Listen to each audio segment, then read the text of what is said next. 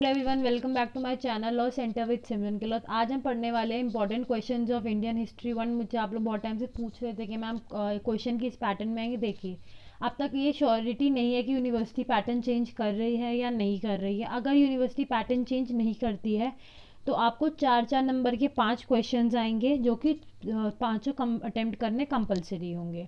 Short questions आते हैं वो, उसके बाद आपको चॉइस आएगी। आपको नेक्स्ट जो टॉपिक है वो आएंगे लॉन्ग क्वेश्चंस, जो कि आएंगे 10-10 मार्क्स के। तो उसमें आएंगे 3 क्वेश्चंस आएंगे, आपको उनमें से 2 करने, 3 या 4 क्वेश्चंस वो देगा, चॉइस देगा, आपको उसमें से 2 क्वेश्चंस करने हैं, ठीक है। उसके बाद थर्ड जो सेगमेंट है वो आएगा 20 मार्क्स के क्वेश्चंस का। उसमें आपको नियरली 5 क्वेश्चंस वो देगा, जिसमें से कि आपको 3 क्वेश्चंस अटेम्प्ट करने होंगे, ठीक है। तो इस पैटर्न से ऐसे 100 मार्क्स का क्वेश्चन पेपर आएगा और हर सब्जेक्ट 100-100 मार्क्स का पेपर आएगा अनटिल फोर्थ ईयर। कोई प्रैक्टिकल मार्क्स नहीं होंगे एंड एज पर, अगर मैं सिर्फ सीसीएस की बात करूँ तो कोई भी इंटरनल मार्किंग नहीं है।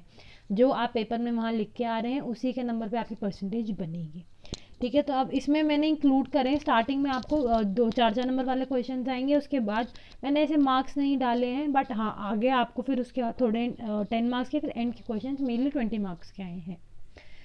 तो पहले है महाजनपद। 16 महाजनपद थे, उनके बारे में बताना है। ये बताना है कहाँ से आए जनपद, कौन से एरिया में जनपद थे, उनके नाम। ये आएगा इंडिका। इंडिका क्या था। फिर अर्थशास्त्र। अर्थशास्त्र एक बुक थी जो कि कौटिल्य ने लिखी थी। शेरशाह सूरी के बारे में बताना है, कहाँ के राजा थे, कौन से सन में राजा थे, किसको सक्सीड किया था, किसको प्रिसीड करा था, कौन सी लड़ाई लड़ी थी, मेजर क्या रिफॉर्म दिया था। बस इतना ही डिफाइन करेंगे, 4 नंबर का क्वेश्चन हो जाएगा। राजा सूरजमल, वही उसी पैटर्न में जैसे शेरशाह सूरी का आंसर लिखा था वैसे ही राजा सूरजमल का लिखेंगे। एक्सप्लेन द कॉन्सेप्ट ऑफ दंड सिस्टम इन एशियंट इंडिया। अब तो हमारे यहाँ लॉज है, पीनल कोड लिखी हुई है, ऐसे जजेस देखते कि ये है क्राइम है, इसके अंदर ये सेक्शन में फॉलो कर। और जैसे अगर एक सेक्शन में उस क्राइम दिया हुआ है तो नेक्स्ट सेक्शन में आईपीसी में उसकी पनिशमेंट दी जाती है। तो एज पर दैट पनिशमेंट से जज बता देते हैं। बट पहले कैसे दंड सिस्टम था, कैसे राजा देखते थे इसने सही करा है कैसे गलत करा है, उसके बारे में आपको बताना है। Right a brief note on the military reforms of Alauddin Khilji.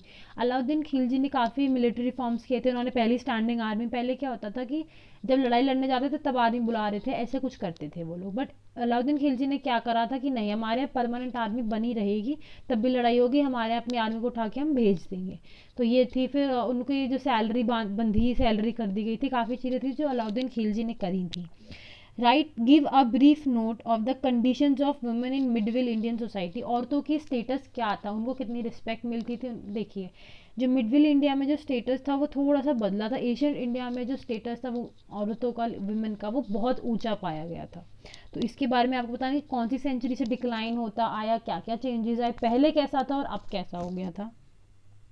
Social and political condition during the later Vedic period. कैसी सोशल कंडीशंस थी, लोग कैसे जी रहे थे। क्योंकि देखिए, पहले हमने मैंने पहले एक वीडियो में हमने ये चीज़ पढ़ ली है कि कितने तरीके के लोग होते थे, क्या क्या कास्ट थी। जो देखिए, पहले क्या होता था कि जैसे इंसान जिस काबिलियत के साथ पैदा हुआ है, अगर मैं एक सपोज आप किसी शूद्र के घर में पैदा हो रहे हैं लेकिन आप एक बहुत अच्छे हैं लड़ाई में, तो वो आप शूद्र नहीं रहेंगे, फिर आपको वो क्षत्रिय बना देंगे।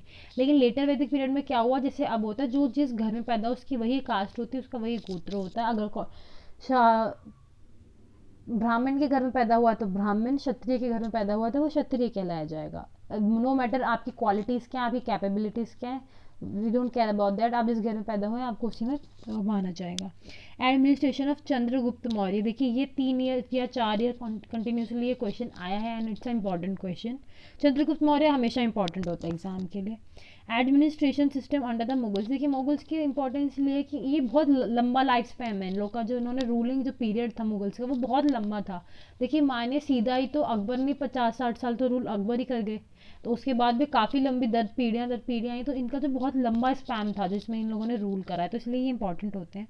मनसबदारी सिस्टम, जागीरदारी सिस्टम और कौटिल्य के बारे में। कौटिल्य एक ग्रेट टीचर थे, बट वो हमेशा ही इंपॉर्टेंट होते हैं क्योंकि उनकी बुक बहुत इंपॉर्टेंट है। एक तो अर्थशास्त्र में मेनली क्वेश्चन आता है अर्थशास्त्र के ऊपर।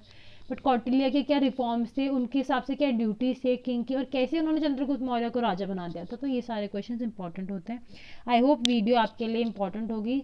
तो आज इस वीडियो को यहीं ख़त्म करते हैं। अब हर सेमेस्टर में हर सब्जेक्ट के आपको इंपॉर्टेंट क्वेश्चंस की वीडियो मिल जाएगी एंड जल्दी से मेरे 1000 सब्सक्राइबर करवा दीजिए ताकि मैं फिर कम्युनिटी में शेयर करने लग जाऊँ ये वीडियोस।